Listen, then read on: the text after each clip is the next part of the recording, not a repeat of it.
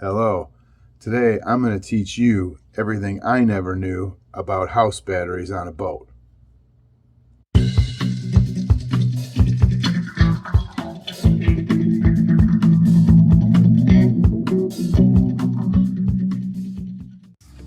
We started this Great Loop journey after hearing about the Great Loop for the first time from a friend of ours, Jack Jones, whose parents had done the loop twice in the 90s. Ironically, it was right around this same time we had been stuck inside during the initial COVID restrictions. We found ourselves watching a lot of sailing and boating vlogs on YouTube. We were intrigued by the live-aboard lifestyle, adventures on the water, and life on the hook. As we searched for our boat Andromeda and began to plan for our Great Loop, we knew that anchoring out was going to be our primary goal. We will obviously need marinas from time to time for fuel, grocery, amenities, etc. But utilizing the anchorages along the Great Loop route is appealing to us and a great way to save money by avoiding nightly marina fees. To accomplish the goal of anchoring off the shore of some white sand Bohemian island in crystal clear turquoise water, we would need to make sure Andromeda had a way of providing us with power while we enjoy life on the hook and off the grid. Here's where our house battery journey begins. We have owned several boats of different sizes and configurations. I had an entry-level understanding that most boats have starting batteries to fire the engine or engines, and some kind of house battery or batteries, something just for dashboard electronics, fish finders, VHF radios, etc. Finding Andromeda and the purchase of Andromeda is a whirlwind experience. Finances, inspections, surveys, it all goes very quick and very fast.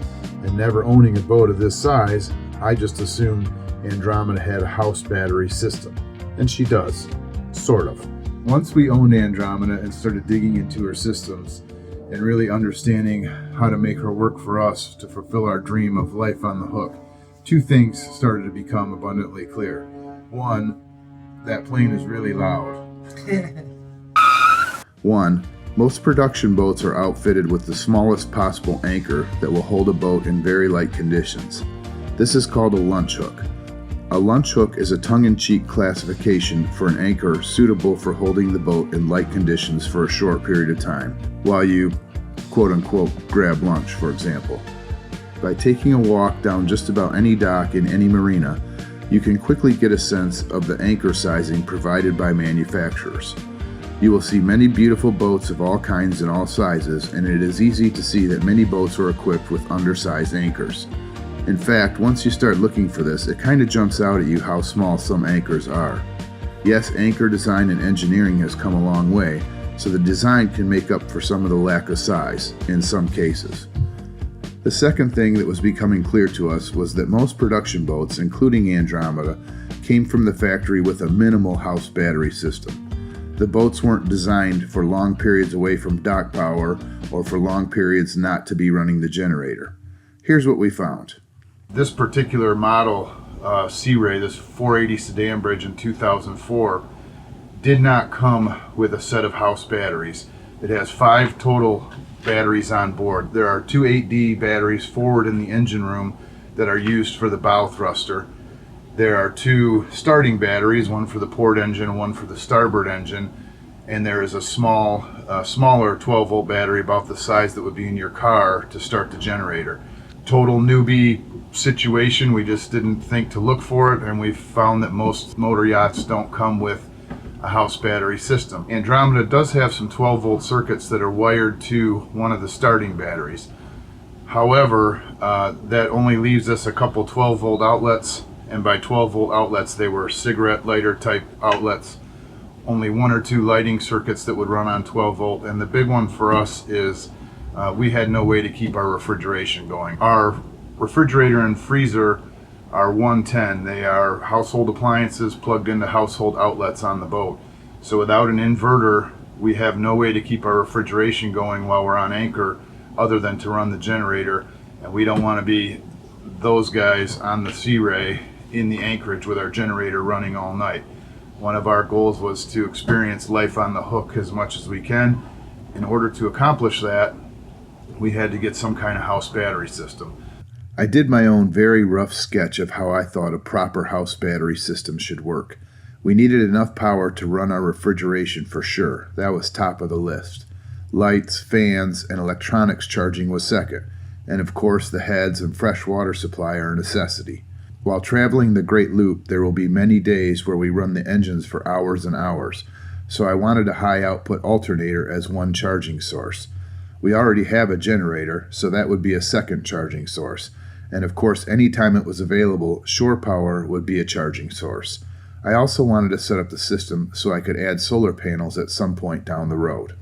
We started designing this system with Bob Campbell from Marine Consultants in Maryland and developed a great relationship with Bob, learned a lot about our boat. Victron's going to be your best buy for the money. The Victron Multi Plus is the best piece of gear right now in the market. Okay. Is the Maritron, does it have like Bluetooth capability, or? You can add in Wi-Fi, internet. You can have it. He came up with a design to help us get these batteries installed and a system that would work efficiently and safe, and we went through our day-to-day routine and how often we would want to run the generator and if we would be adding any solar.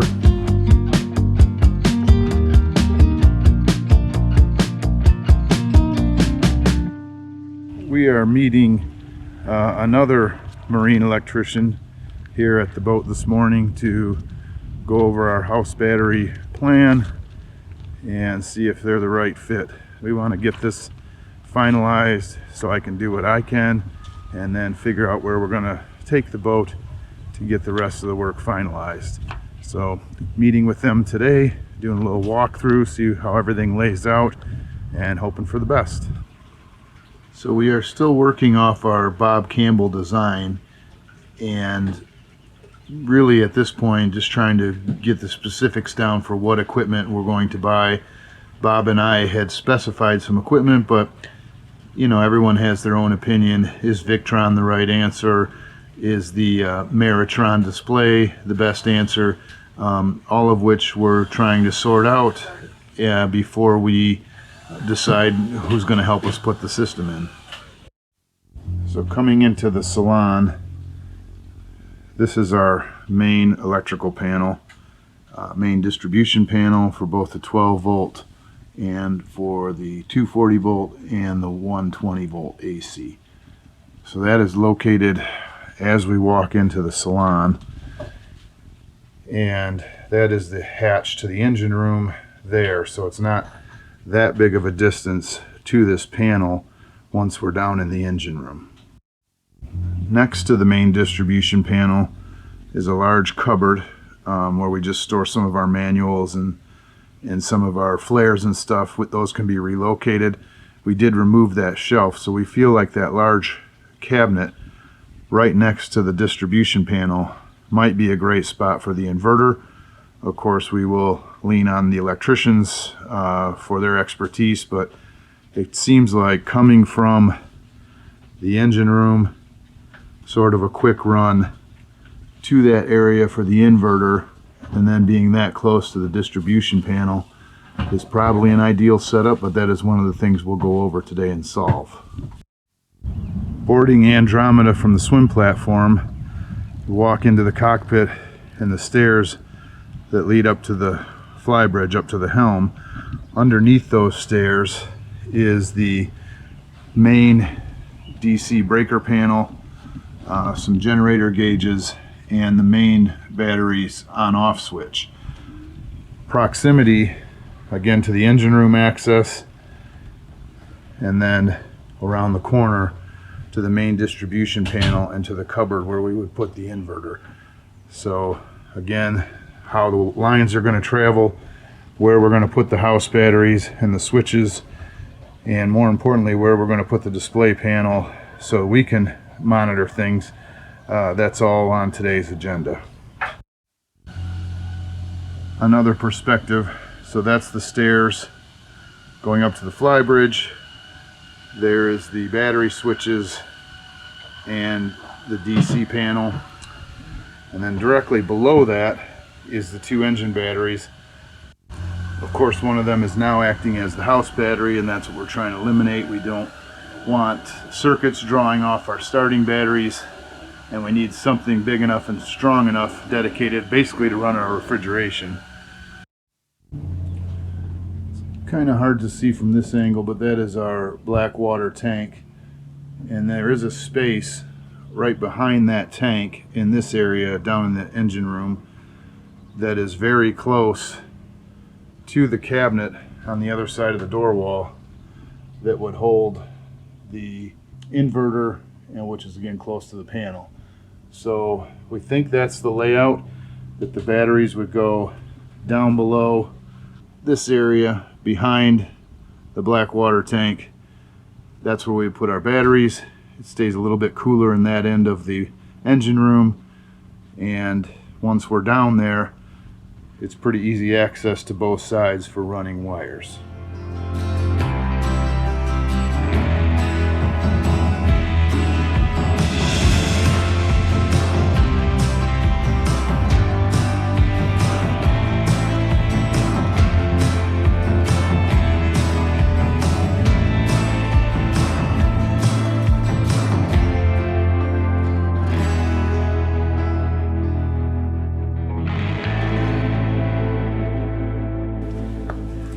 Pretty straightforward. This makes it look more complicated than it really is, especially since you're powering the whole board and not part of it. When you start getting into only want to powering certain things. Well, that's what Bob was saying. He's an old sailor. I told him, I said, we can power manage. I mean, especially if we have a good graph. Exactly. We turn on hot water heater. Oops, that's too much. Turn it off, and we'll deal with it. Yeah, I mean, you're going to know what's going to suck your power, the water heater, the refrigerator, when the compressor's running. And I'm looking forward to actually being able to say, okay, galley systems, that's this many amps or what. Just I have no idea right now. There's no way to. Right.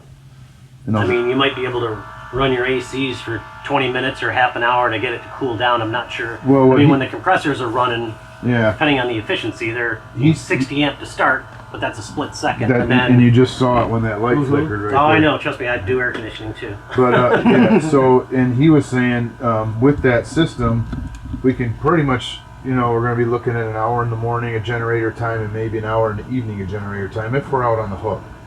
And during that time, heat some water, take a shower, run your AC, cool the boat off. Yeah, but that was I think that was his loading. Because he had me fill out a whole, imagine your day on the hook kind of thing, and our refrigerator. Right, so you can analyze how many amps you're going to be you're drawing. Yeah, and he thought 45 minutes to an hour in the morning. Get up, make breakfast, turn on your stove, heat some water. If you want to do laundry, we'll run the Jenny for an hour. And then you should be good, and then maybe around dinner time, run it again for about an hour, and you should be good. And that's kind of how it was designed. So. Yeah, I mean, if you're. That's days on the hook. If days powering down the river, alternators will take care of everything else. Exactly, yep. So you got 800 amp hours each. And he's got that design kind of if we eventually go to solar. Yes, if we were to go to solar, it wouldn't be anything to add a charge controller. And then we just have to go, well, solar's basically just charging. Yeah. You're not powering anything off. No, I think he said because it's Victron, if I was to get the Victron charge controller, I don't remember exactly where, sort of a plug and play kind of thing, but there might even be a port in there. It does have access. Yeah. Well, then pretty much almost is plug and play. Yeah. That I think is the charger for the start batteries.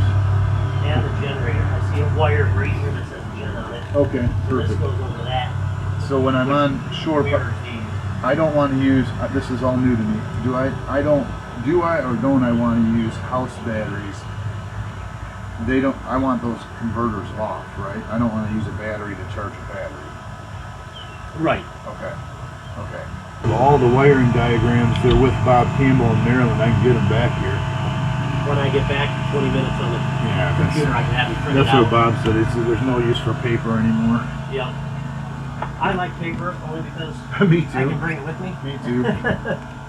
I can look it up on my phone, but it's too small.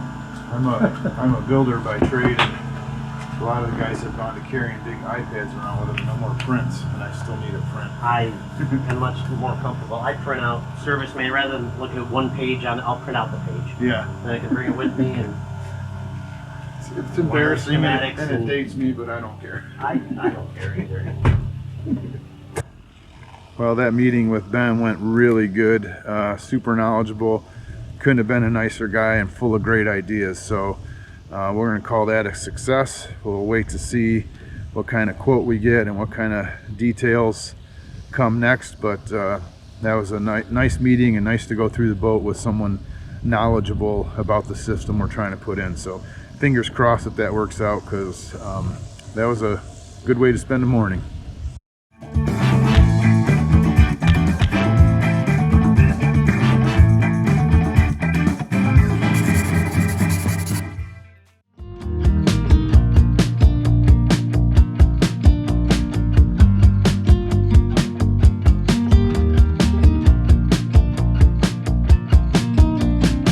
So the big day is here. We have ordered the equipment. It's slowly been arriving at the house. We've been getting it down to the boat.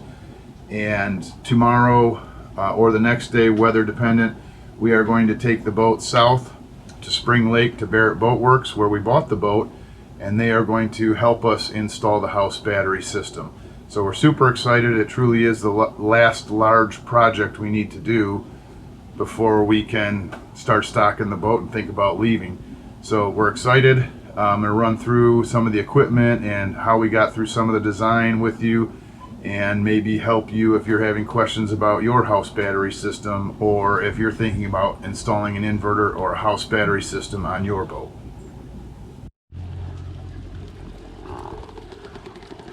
One of the issues we're going to try and solve during this battery install is that Andromeda appears to be listing to starboard.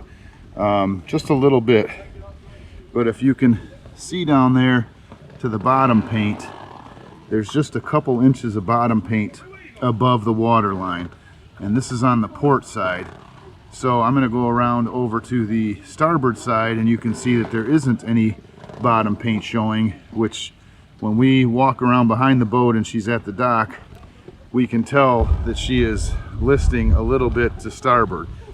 We think that that has to do with some of the placement in the engine room of the equipment, and as we add the batteries, banks, and move some props around and move things around, we're going to try and solve that. So she is listed a little bit to starboard, and we're going to see if we can't correct that during some of this install. On the starboard side, that there is barely any of the bottom paint showing, and that seems to be a problem. So we're going to try and solve that. We don't know if it means moving battery banks around or the large transformer in the stern, but there is some reason the boat is listing to starboard.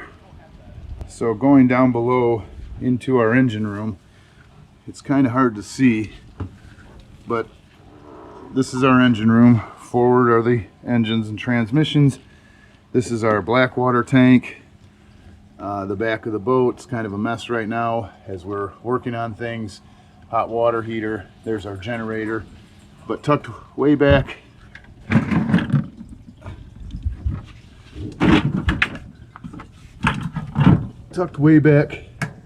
over here is a couple of spare props. We're going to pull those props out and store them forward in the boat. We have room underneath one of the beds for the props.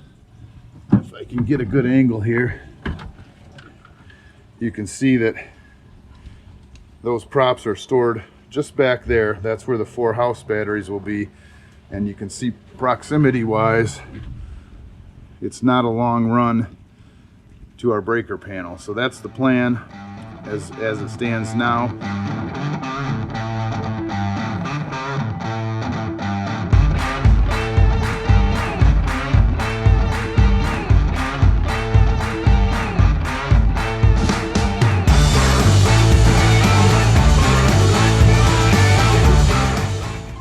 Well, we got the 2 spare wheels out and the spare anchor and placed them over on the port side. Then we had 4 adults stayed on the sidewall and hold on to the railing, totaling about 900 pounds to get the boat leveled back out. So we have to come up with some kind of a way down in the engine room when we mount the batteries to get the batteries over on this side of the boat. The holding tank is here, and right now it's only about a quarter full. We're calculating that at about 190 pounds. So we do have to figure out how to even Andromeda out.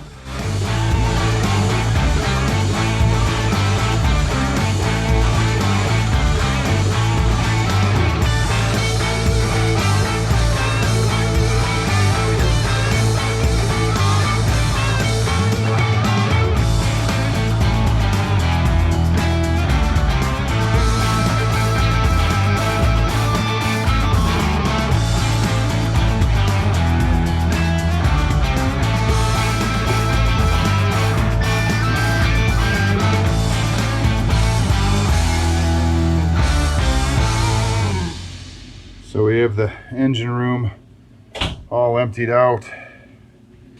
We've got the cabinet for the inverter all emptied out. You can see better now the panel in the back that allows wiring access.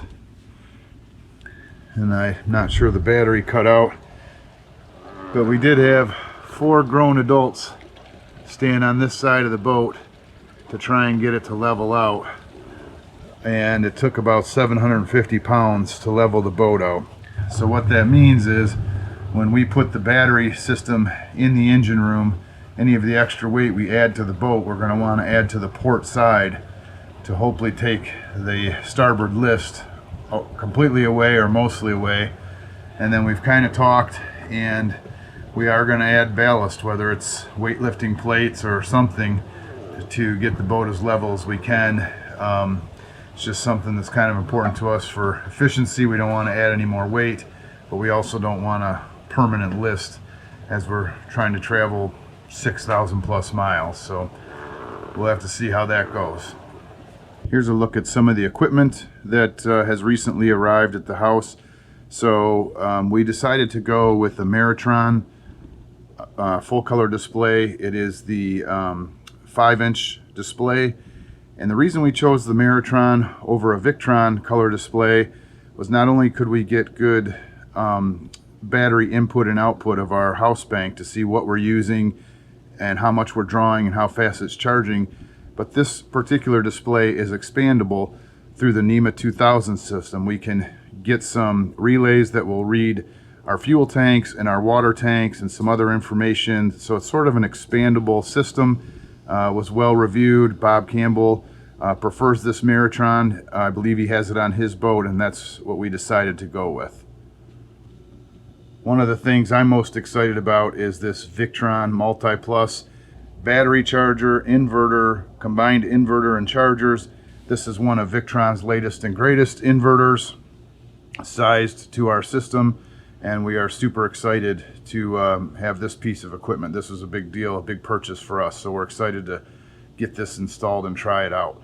Also, from what I've read, should we choose to add solar panels, which I really would like to do, if we're able to find the room or the correct placement, I can easily plug and play, at least have a little bit of a background in the solar, and can hook it up once this is installed.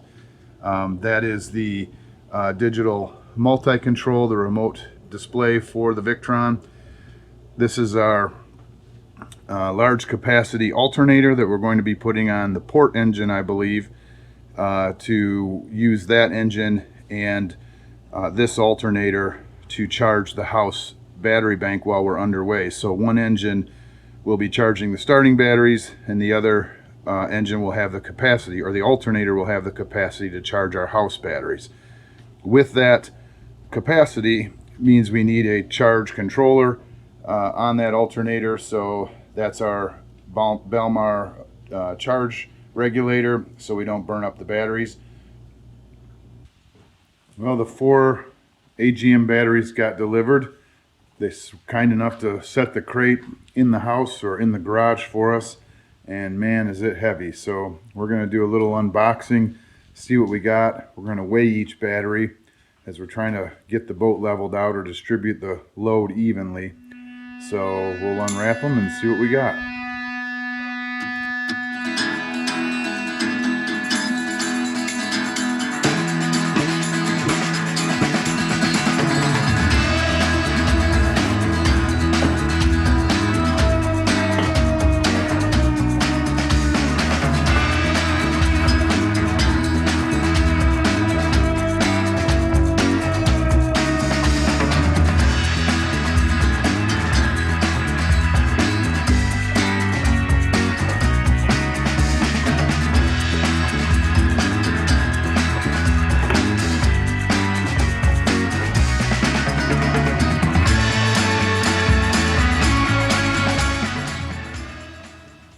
about 115 pounds each.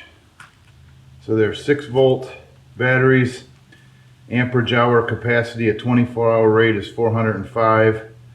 There are 4 of them, and we're now gonna load them up and get them down to the boat. So, a little afternoon workout.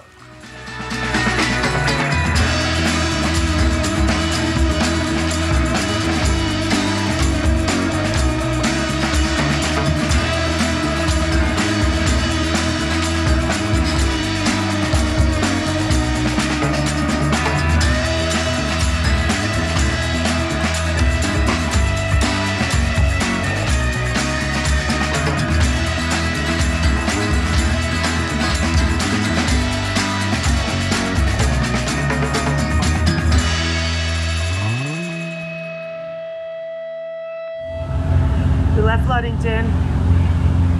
Pretty smooth sailing getting off the dock.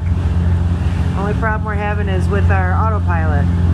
For some reason, every time he puts it in, it keeps spinning us around. So, making for an interesting morning. But the lake is clear, right?